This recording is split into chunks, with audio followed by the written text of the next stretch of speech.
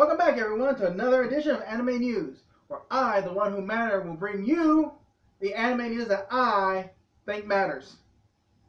And whether you're at a convention or with family, I hope your Easter was a good one. And I hope you found a lot of eggs with a lot of candy. I didn't get to. My mom said I was too old. So with all that being said, let's get the show started.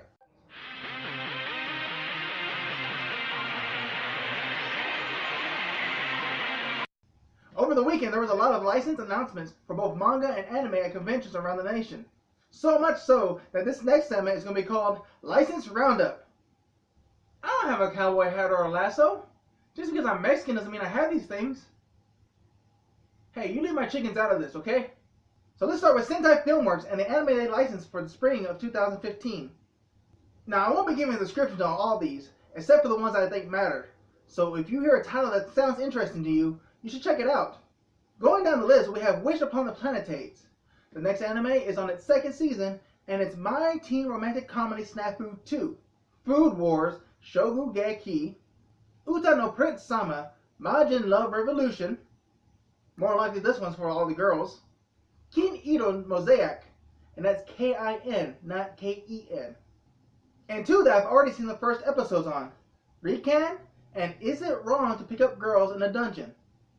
Rikan is about a girl who sees dead people, but unlike the M. Night Shyamalan movie, is not afraid of them, and befriends a lot of them. Now, while most of her classmates accept that she has these powers, there is one girl in particular that doesn't believe in them. She doesn't believe in them or anything supernatural, which is funny considering all the supernatural stuff that happens around her.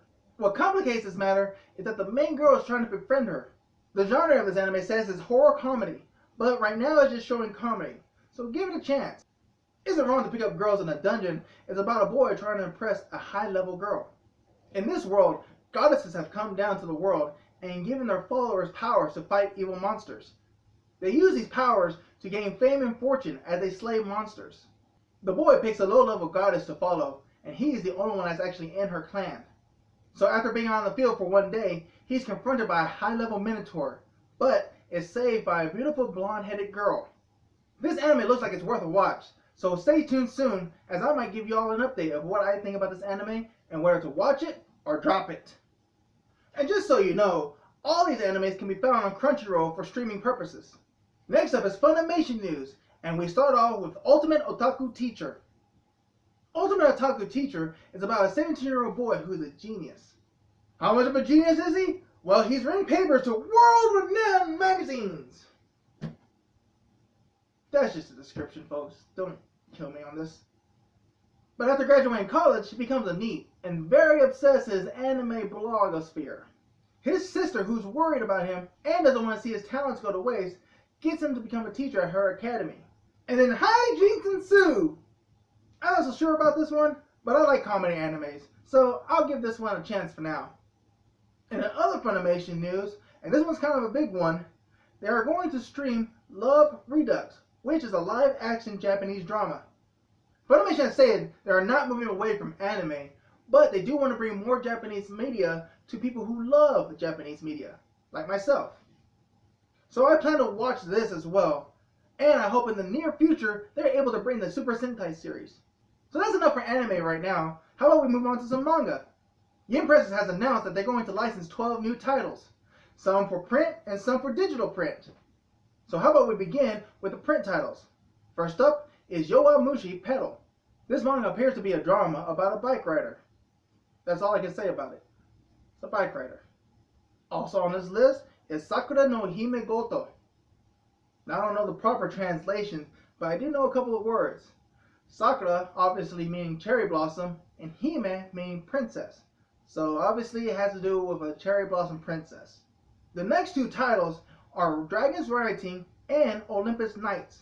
And by the sound of their titles, it appears that these mangas will be fantasy based. And the last two titles is Alnoa Zero. I haven't seen the anime, I don't know anything about it, so I can't give you any info. I do know it is sci-fi based. And finally, the one I'm most looking forward to is Monthly Girls Nozaki-kun.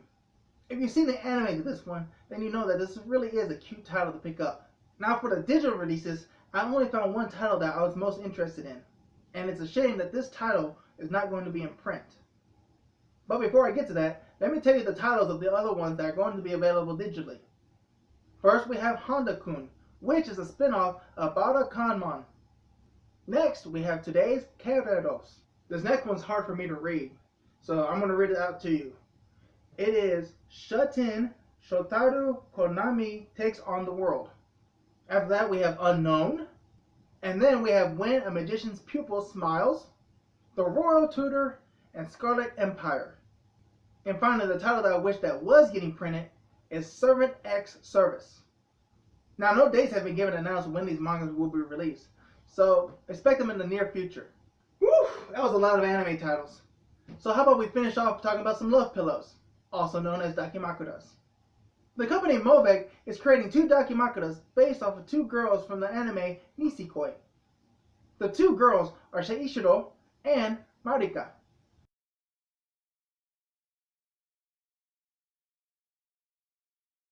But they are not stopping there, as they're also creating 2 dakimakuras from the anime When Supernatural Battles Become Commonplace. The 2 girls are actually probably the cutest ones from the anime, and they are Tomoyo and Chifuyo.